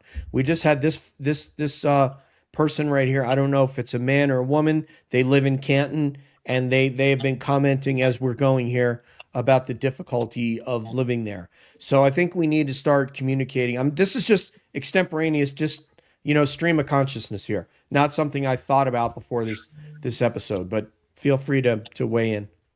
The police are more brazen, especially in Canton, because there really is no repercussions for anything that they do.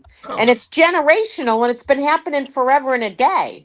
And then you even step outside of Canton, and other police are just going to go along with some of these bad cops because there's repercussions if they don't.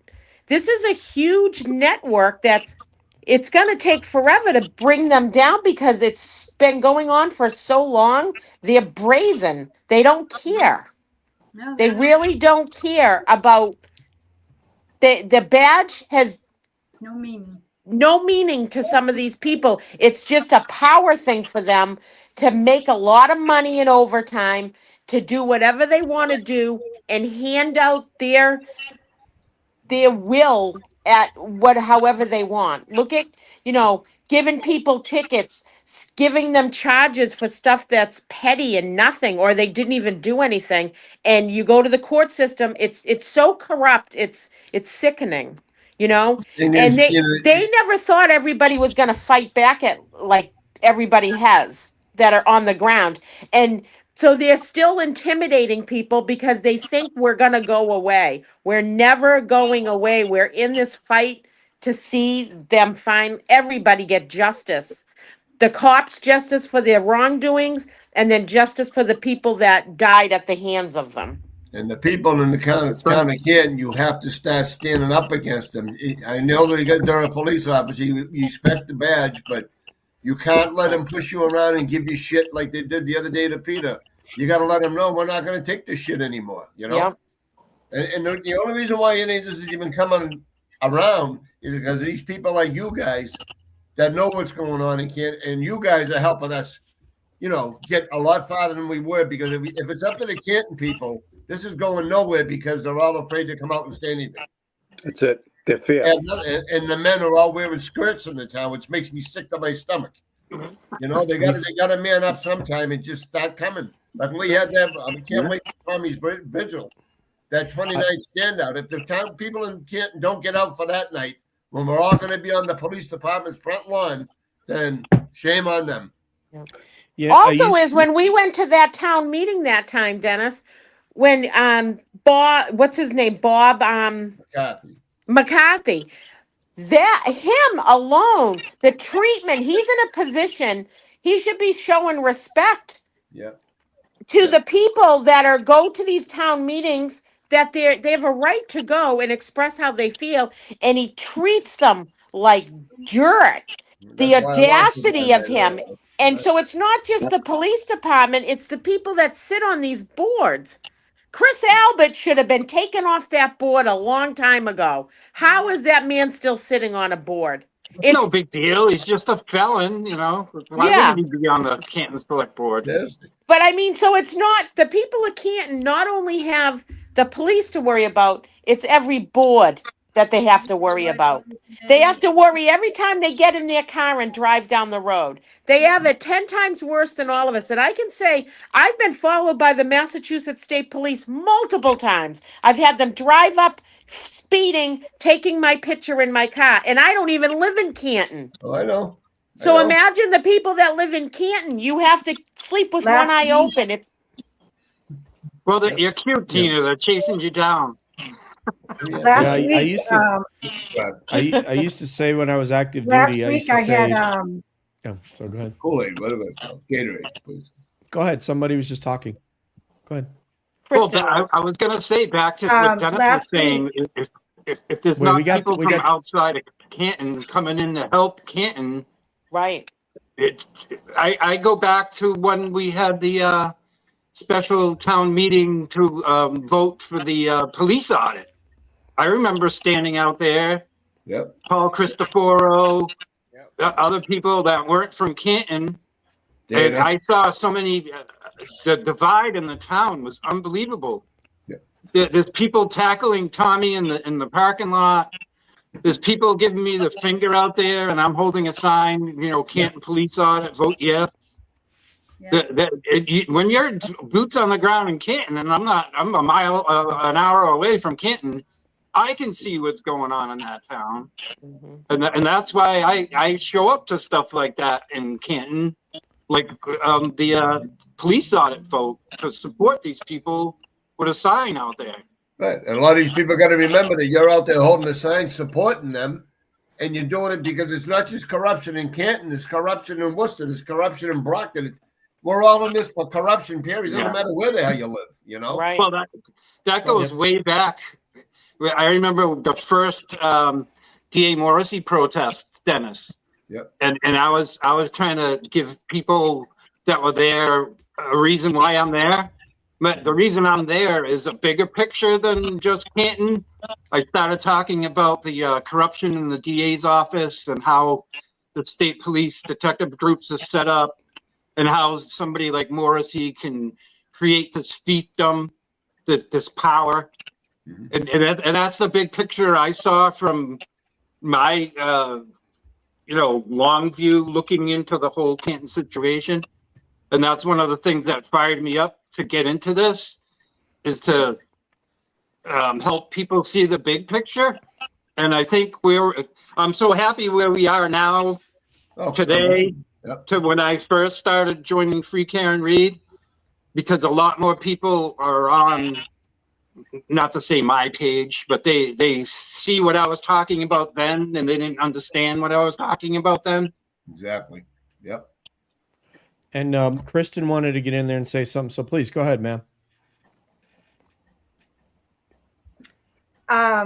So last week I was out in my front yard bringing my trash barrels out back, and who drives by my house but Chris Albert, and he like slouches down like, don't look at me, and like he was afraid of me or something, I don't know. And I just had to laugh. But I also feel like I am one of the rare that I don't get attacked like everybody else does in town. Like in the very beginning of Karen Read, like I was at all her court hearings,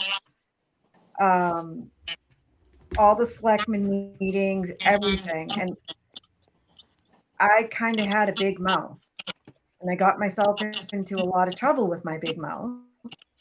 I've been a little quiet now, but the most recent thing that I did that people didn't like was my Halloween decorations with the names that I had on the gravestones that I made. I thought it was funny. But even with that, like, they don't come after me. like they come after everybody else. I mean, I see the Alberts just about every day. Colin will give me the Canton salute. That's about it. Nobody says a word to me. Nobody really does anything to my property. Granted, I have 8 cameras everywhere, so it's like Fort Knox here. But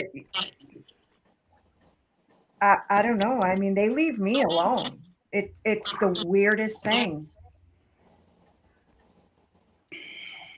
That's that's awesome. Especially given the thing with the gravestones. I also wanted to highlight somebody here. There's been a lot of good comments here. I think it's so Angel is out in Denver, Colorado. I'm down in Colorado Springs. So when we have our free Karen Reed get together, if you connect with me on Twitter or whatever, I will make sure we get you in on that as well, Angel. So there are a lot of people with you, and I used to say when I served is like I gotta, you know, I gotta die sometime, but I don't want to die for something stupid. So as long as it's gonna happen, it might as well be for a good cause. You know, so that's what I used to say when I deploy and stuff like that. I just don't want to die because someone was an idiot in the airplane and did something stupid and we crashed because they were dumb. But you know, if something happens and we just, you know, it's not our lucky day and we get shot down or whatever, I'd be like, okay, you know, that's what you sign up for. And the same thing here. You guys are though in the real line of danger. So go ahead. I Somebody. have to sign off soon because I See have ya. work at 3 o'clock in the morning. But I Yep. just want to say to everybody that's sitting on this panel, we know what everybody down on those front lines are fighting for and what we give up. And everybody, like I've always said, is a piece of the puzzle that makes it work. Without people going online like Tom CPU and stuff, the word wouldn't be out there for all of us for what we're doing. Someone's got to be there to show the world what we're doing now down there in order to make people aware of what's going on. And everybody in the chat, say prayers for the people of Canton because the world doesn't really know what's really going on down there. And the people that are up and you see their faces all the time, they're really fighting down there. It's torturous for them. And you know, we're not going to give up. We're not going anywhere, but we need the good cops to come and stand with us. We need people to start speaking out. This is the time. If people in Massachusetts and around the world, but especially Massachusetts, if you really truly want change and you're watching and you want change to come, we need you to start speaking up. Now is the time. So please, the good cops out there, please stand up with us. It's the time. To the lawmakers, where this goes way up, and we know it goes up higher than Maura Healey. There's got to be people in our state house and above them that are good people. We need you to back us up finally. We're not in this just to throw it all away. We're going to fight till we see change. And that's what I got to say tonight. I love everybody. We're a giant family. We have good days, we have bad days, but no matter what, we got to pick each other up. We got to dust ourselves off, and we have to look at the big picture. So Thank I you so thank much, you for Dina. having me on tonight. I love all of yous, See you and later. I'll see yous all soon. See you Love you, tomorrow. Dina. We'll see you in about Thanks, Dina. Take care. Thanks for we'll see you in everything you about do. 2 weeks. Yeah, I'll see you then. Bye. Bye, love. Stay well. All right. I think the last thing we had, if Kristen had a topic that she wanted us to tackle, and if I think that's it, and then we're getting in on about an hour and a half, so we're gonna start shutting it down. But let's see if we got one more topic we got to hit. Yep. I didn't like specifically have a topic, other than it more like a comment, kind of like, Sure. Go for it. why is it that everybody that supports the change for Canton and supports Karen and Turtle Boy and whatnot, why is it that we're all accused of being such horrible, vile human beings, but yet we're not doing anything to anybody on the other side or the side that doesn't agree with us, but we're the ones always being attacked, and we're the ones that have damage to our property. We're not the ones doing any of this, but like, just doesn't make sense. Like, I don't know. It's like they have something to hide, so they're going to attack us. Like, it Yes. just doesn't make Yes, much we're sense. calling them out.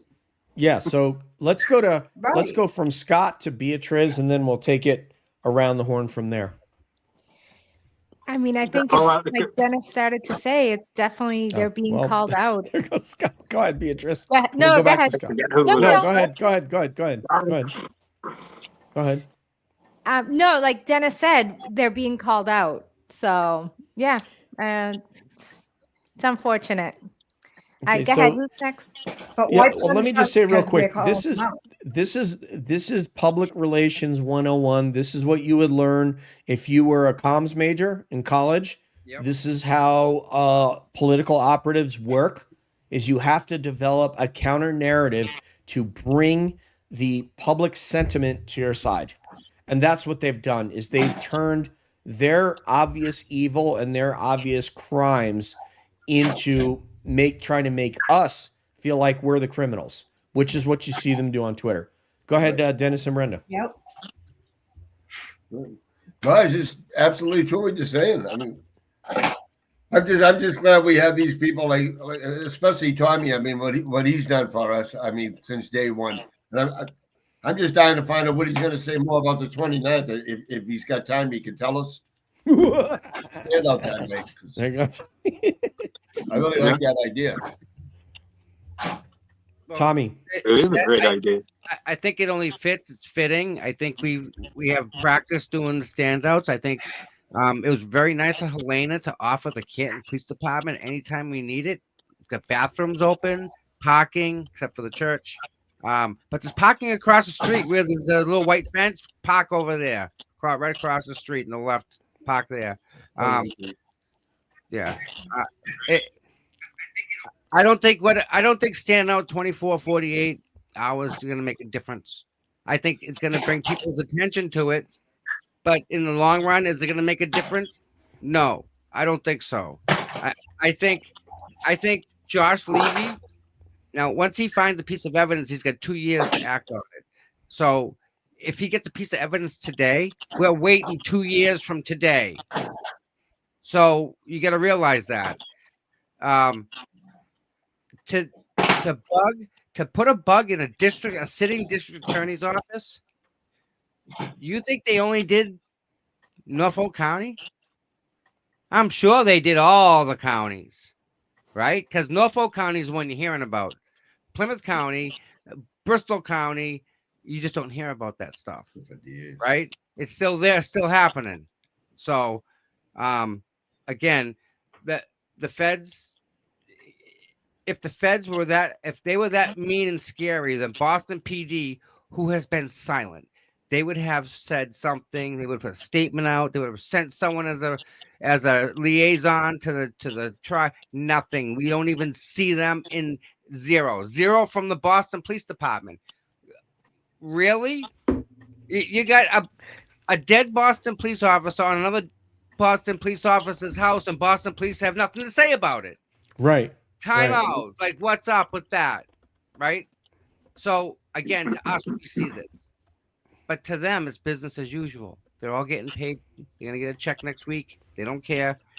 No, they're not in jail. And the people that can put them in jail, well, they get dirt on them, so they know they're not going to jail. That's how it works, unfortunately. But we have to do it. We have to do what we're doing. I think we're doing a great job. The people that are doing it, actually holding the signs, I can't stress the change and the heroes they are, right? Like if you have cancer and they want to go in and take it out, you want them to get all of it, right? You don't leave any. You go in, you get all of it. Take it all. Get it out of me. Same with what we're dealing with here, but it's in the corruption. You don't want to leave any. You want to take it all the bad stuff you want out, right? So unfortunately, when they scoop it out, more bad stuff will fall into that. But we can only do what we can do. I think we're doing wonderful. I think we've come a long way from where we started, as a group. I think we have a long way to go. But the problem and the situation is the group that we have now, we now know we can get to where we got to go, right? We now know we can get Karen free. Now the problem is more so, how do we fix the corruption, which is the bigger problem, which is why Karen got put in the position to begin with. So, Exactly. I think we're kind of taking some stuff for granted, right? We know we can get Karen off. I mean, everybody that's doing the show is showing all the errors in every single piece of every part of this, from the pre-trial to the last day when they allowed 2 of the witnesses in to closing arguments. Is bizarre, but like, we're doing it, guys. We're all doing it. There may be a surprise tomorrow morning too, but we're all doing it. We cannot stop doing this. I mean, to see Dennis and his wife out there, there's no excuse why no one else should be out there. They're out there every day. Where is everybody else, right?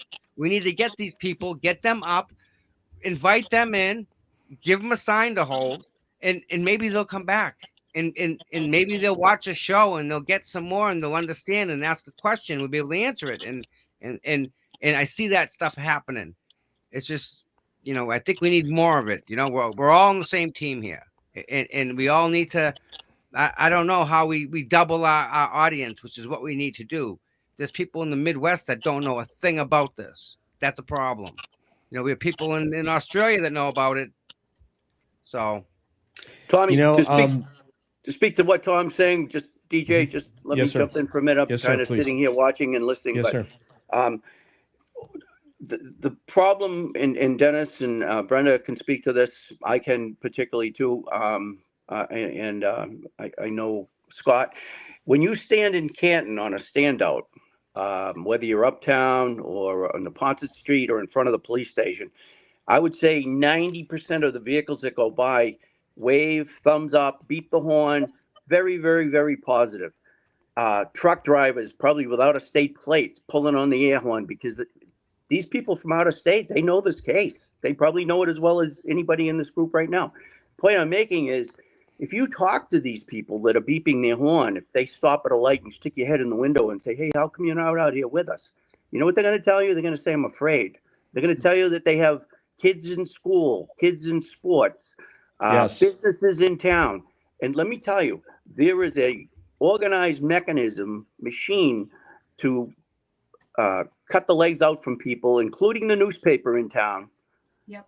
One single newspaper owned by Beth Erickson. She's been in business over 40 years, and there's a concerted effort to take her off the street and put that newspaper off, out of business.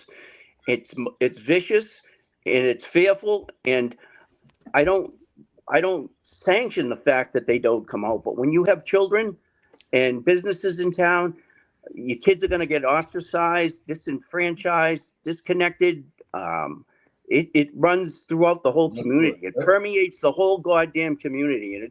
And receivership, in my opinion, the select board, they have sat on their hands and hid behind the drapes saying, oh, it's an open case. We can't talk about it. Receivership now. Yes. Yes. Who's going to receive it, though? I was going to say, we're going to tuck up our ass and something will come out of it. in reference. On that note, DJ, I'll make this one short. Look at what's going on in the State House. Look at Maura Healey. Look at, what was his name? Mon, that was the acting state colonel. Jack. Mm-hmm. For 18 months. Are you kidding me? It took her 18 months to watch all that was going on with CDL licenses and all that bullshit. And she just let it all play out. Then she pulls him out. Now you got a new guy in there. And what have we heard from him? What have we seen him do? Nothing. He's got 4 lawsuits, 4 women suing him already. Right. I mean, Jesus Christ. And Terry has a great quote here. Come on, laugh. Maybe I should do my British accent for this one. I'll do Ken's Nana. The only thing necessary for triumph of evil is for good men to do nothing. E. Burke. And I also want to quote Dr. Martin Luther King, whose famous quote, "The arc of the universe is long, but it bends toward justice."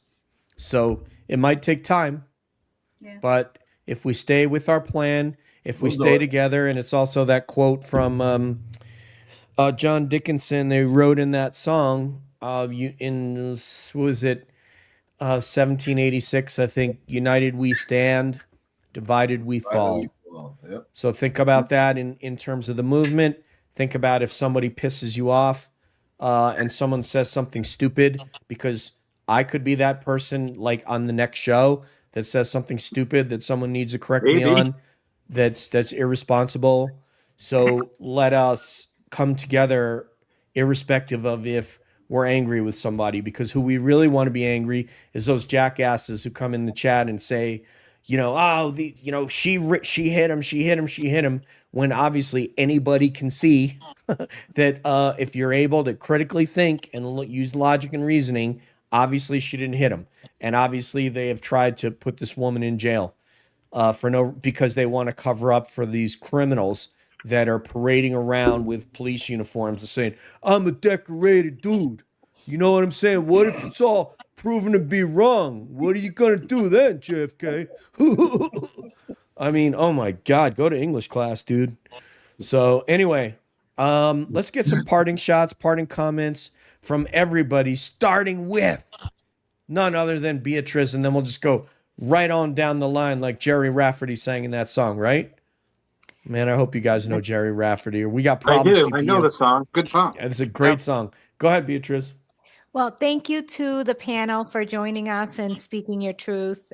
We really appreciate it. And, we'll continue to stand with, the people of Canton and, sending you love and strength always. Thank you. Dennis and Brenda Sweeney, the legends. I'll just say the same thing. Thank you very much to everybody. Thanks for inviting us on the show. Thanks. I'm just so glad I got to meet you people, and like family now. Like everyone says, that people just don't understand how it is, but it really is. We are really a family. We fight like family. We argue like family, but in the end, we're all going to have each other's back. Believe me. Yes. Agree. We think about you guys every day when we wake up. Every day I'm checking in, trying to find out what's going on. Every day we're thinking about you, even though we're not there and we're not in danger that you're in. And we know that. All the time. I talk to you. I know. Yes, sir. We appreciate it. Believe me. Miss Kristen, your parting thoughts, ma'am. Thank you for having me. It was a pleasure. I loved being here. It was great. We had fun. Everybody that's on the panel is a big, huge, great group. We may not see each other every day, but we act like we do, where we all have each other's back. And we're all here for the right reason. And like Dennis said, we're family. And we may not get along every day, but hey, that's all right. We love each other that much more. And we fight like we're brothers and sisters or an old married couple or whatever. But at the end of the day, we're all here for the same reason. And I know personally for a fact that if I needed help, I could call anybody here and they'd be right there to help me. And they can do the same thing. Call me anytime and I'm there. I appreciate it. And, we did get a lot of Beatrice's beautiful today and not quite as much DJ's beautiful, but, we've got, we'll work on these things. So anyway, I'm just kidding. Go ahead, CPU. I need to thank everyone that's on the panel. First off, it's an honor to be here. The people that are out there standing out, I mean, and enough can't be said about the courage it takes and what we've got and where we've come together as a group. I mean, we can do more as a group than we can individually. We've figured that out. Again, the growing pains, I think, are behind us now. We know what and where we got to go, and I think we know how to get there. I woke up this morning and I didn't have a murder charge over my head. Right. Imagine that. That's- Yeah. Or 18 No indictments. feds knocking on your door. And nor 18 indictments like Turtle Boy. Like he has to wake up every day and think about that he has to fight that. That's a tough road to hoe, man. And we all know how dirty and Yep. corrupt they're playing, which makes it more frustrating. So, I mean, we're doing the best we can. And with that said, if you would like to come out and join us for a meal of food, we're going to be in Dedham at a place called Tavern on the Green. It's a great restaurant. If you want to go, please send me an email so we just get a head count so we have an idea so I can reserve as many tables so we know what we're getting. So the email is cputom@gmail. Everybody's welcome. It's just if you want to come out and have a dinner with us. That's you order your own food, pay for your own food, and we're all gonna hang out and kind of shake hands and say hi to everybody. You know, maybe Mill about. you get to meet Dennis and Gotta tell them when. me and We'll all January be there, right? 12th. January 12th. Scott will be there. Peter. I mean, it's the place to go.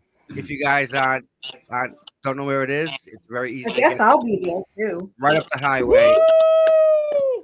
So can't Come forget to the that. stand up. We'll show you where the restaurant is. Yes, and it's Tavern on the Square, CPU. That's what it I know is. you like to call it the green, but it's the square.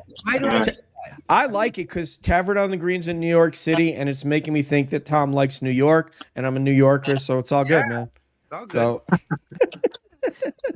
So, but my heart is in Franklin, Mass, which this man right here knows that. Mark Cunningham, we're going to see him there. He's a dean, college brother. I think he's class of 2000 or are you 1994, Mark? I can't remember. You might be you're 94, I think. But I yeah. see Mark in the chat all the time. Oh yeah, but he's a dean brother. So and Leanne Bravo is going to be there. I think Leanne is class of 2000. Mark's class of 94. But Mark's yeah, been to some standouts. I met him personally. So again, there's people you meet along the way that are just fabulous people. Enough can't be said about the people that we're amongst. The people, the talent, the love that is here. Hold up. Franklin, Mass, baby. That's what's Franklin, up. Mass. Yo. All right. All right. it's Parting Lauren shots that did that. from Peter Murphy. Sergeant Murphy. I'll make it brief. Again, to reiterate, fish rots from the head down. We touched on the fact that all of the support of the motorists going by us on these standouts in Canton is about 90+%, but these people are not coming out.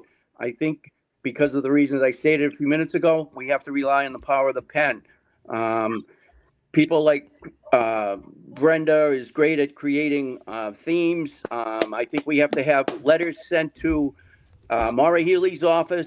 We got a blanket Beacon Hill. We got to go to Levy's office. We got to stand out at the State House more, stand out in Levy's office more. Perhaps change our game plan a little bit and shake it up a little bit. But to people like Tom and all the other podcasters that are out there that are getting the theme out there and reiterating it day to day, Tom CPU, there's days that we'd go into court, there'd be 100 of us go up and we'd sit in a warm courtroom eventually after we stood in the cold. Tom would still be out there streaming. And you're a trooper, and I want to thank you, Tom, for that. Yeah, Can we just give a round of applause for Peter Murphy because he's a great speaker. The real hero. Yeah. No, there's no I in the word team, guys. No I in the word team. We know that, and I appreciate the vote of confidence, but I don't do as much as half of the people in this forum right here that I'm looking at. So, thank you. Yeah, and Peter Murphy's uniform shirt. This is mine forever, so I got that. Wearing it tonight. I believe Scott McGuinness is up for his parting shots. I just want to say the framing of Karen Reed and how it was able to be pulled off should open everybody's eyes to all that's above and what and how they even thought they could get away with it and how they have been getting away with it. It's because a lot of people came into Free Karen Reed thinking that the picture very small. But I think people are seeing a bigger picture, and we've talked about these topics tonight, so I'm happy about that. And I love everybody here, and I love being part of the Free Karen Reed movement. I love being that soldier on the ground and be with these people. And many of them I never knew before in my life, but I know this type of person. They're courageous and willing to fight, and they won't stop. That's funny. Thank you, You Scott. are so awesome, Scott. I said this on Christmas. I posted on Twitter is that the gift that I got. What'd you get for Christmas? You know, I got a jean jacket. I mean, really, what I got for Christmas is I'm gonna get to go home to New York and see my hometown friends because I am as close with my hometown friends and my classmates from high school as anybody that you would meet. And I'm also going to get to see my new family there in Massachusetts. And so I found, I'm sorry, say again. It's going to be fun when you're here. It is. Yeah. I can't wait to see you guys. And that is the blessing that I got this holiday season. I'm Jewish by birth, even though my father's Italian Catholic, but I'll celebrate any holiday you put in front of me, happily. And so that was the blessing that I received is all these new friends and people that I'm very, very, very proud to call friend. I also want to say that our mod, Sherry D, I don't know, I've lost count of how many super chats she gave tonight, but what she wanted me to tell you is she's probably at about $50 right now, and she's my mod. And she said the reason that she donated, she made these super chats tonight is for you guys because of this panel. Thank you. So she does just as much as we do. She just does it a different way. That's the beauty I of know. the whole thing. Everyone does their part. It's so amazing. Yes. It really is. Yep, that triumvirate, the triumvirate of justice. I posted it the other day. It's standout warriors to content creators and content creators spread the word, and then from there it goes to viewers. And if there's no viewers, there's no content creators.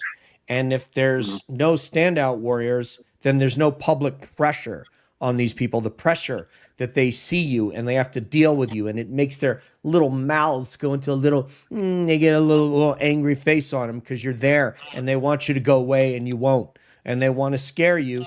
And you're like, okay, I'm scared. I've been scared before, but I'm not leaving. So they hate Free Karen Reed. Oh, I know. You know, the OGs know we used to be on the stairs of the courthouse, and then we get pushed onto the sidewalk. Yep. And then, D.A. Morrissey and Auntie Bev did the buffer zone. They just kept wanting to push us away, go away. But we're not going anywhere. Nope. DJ.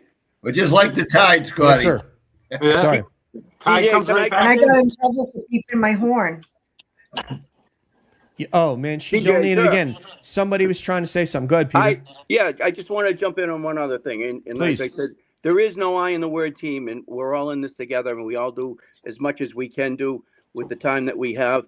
But I want to give us, it didn't really, this person didn't really come up that much tonight as far as a name. The Sandra Birchmore case, here's a question, or not a question, but a statement. If a fish rots from the head down, why did Fanning get put in charge of a jury pool or some kind of supervision on the Reed case? And number two, why did he come from the town of Stoughton Police Department and end up in the DA's office investigating the Birchmore death, which we know now was caused by a Stoughton police officer, or allegedly. Yeah. So It's just coincidence. just coincidence. Well, I want to tell you just a quick story. It won't take long. Go ahead. So Go we ahead. were over No, at we got time. Stoughton Court a couple of weeks ago, and Mizzy Berry was there, a very good advocate for the Birchmore case. Annie Jones was there. Nancy Campbell was there. Suzanne Cleveland, DJ, you know that Yep. name. Suzanne, These people are all working behind the scenes, and their names haven't come up perhaps as often as it should. But here's the point of my story. They were walking to their car. It was parked right beside my vehicle. I'm gonna keep this fairly generic. A law enforcement vehicle, and Scott's familiar with this story, pulled up behind me. I backed out. That law enforcement vehicle pulled beyond where my spot was, and I left a 15-foot wide spot where that vehicle could have pulled in.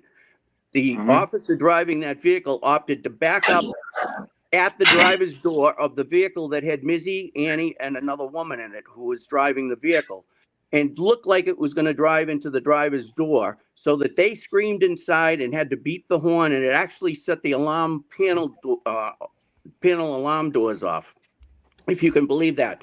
Proximity. That's how close it came to the door. They eventually said, Jesus Christ. They backed up after they regrouped, started to go out of the driveway, and this same law enforcement officer veered at them and cut them off so that they had to put on the brakes again. It was nothing short of intimidation and fear tactics. And we know who it is. And we've made one attempt at the first level to fix it. Nobody wanted to talk to square it away in the Stoughton Police Department. So it's going higher. And guess Tell what? them- Guess what? Tell them Guess about what the camera in the courthouse. Guess what camera didn't work on Stoughton District Court? The No, camera that camera facing don't that work either. parking lot.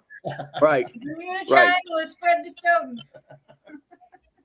Yeah, this person's talking about how Judge Bev dismissed that juror because there was zero evidence to get rid of that juror the day before, the one who was clearly pro Karen Reed, and she got rid of her the day before they started deliberations. And then this right here is it's always so manly, you know, to attack like a group of girls in a car. That's always just really shows how awesome you are, what a tough guy you are. I felt bad about that day because I was either talking to Lauren or Tommy, and I was like half paying attention because I was kind of right there, but I just wasn't like looking over there. So I kind of didn't eyewitness everything.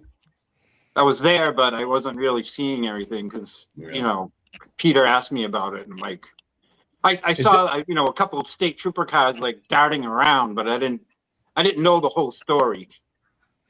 Scott and Peter, I don't know if you guys could speak to this, that Tammy Mac, I don't know if there's a charge associated with what he did. Is that criminal, or is there a charge that you could associate with what he did? The camera on that door didn't, on that side of the building, according to them, wasn't working. Of course. Every camera that implicates him in something doesn't work. It's amazing. It's what happens around there. You know, cameras just don't work. Say it again, Dossie. DJ, all right. Yes, sir. To answer your question, or the chat room question. Yes. A motor vehicle back, you know, 7,000 pound vehicle backing towards the driver's door of somebody sitting in the vehicle with two other occupants.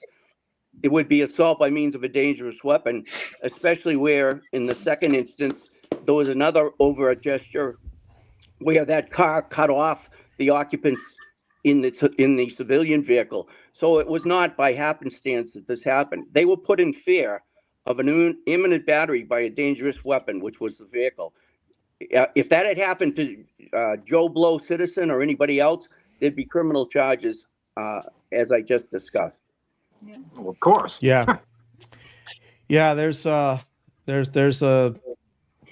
just so many ways that's the reason why I think everybody, we got to try to get some sort of emails off to the AUSA about this, because he may not be aware that all these things are happening. And one way to make him aware is to flood his email inbox with these anecdotes and narratives.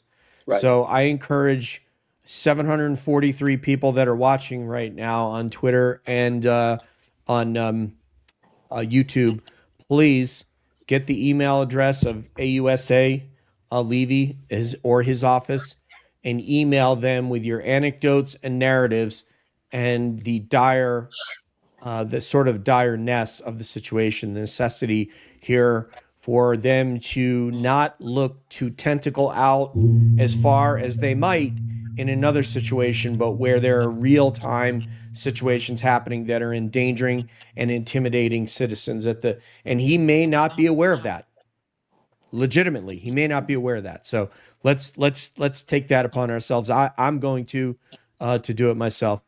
Tom CPU, last thing, would you like to just preview what you got coming up tomorrow? I mean, not that you need to spill beans that you're going to spill on your show, but just what you got coming up. We got somebody on the road who may be doing a standout somewhere not near Boston.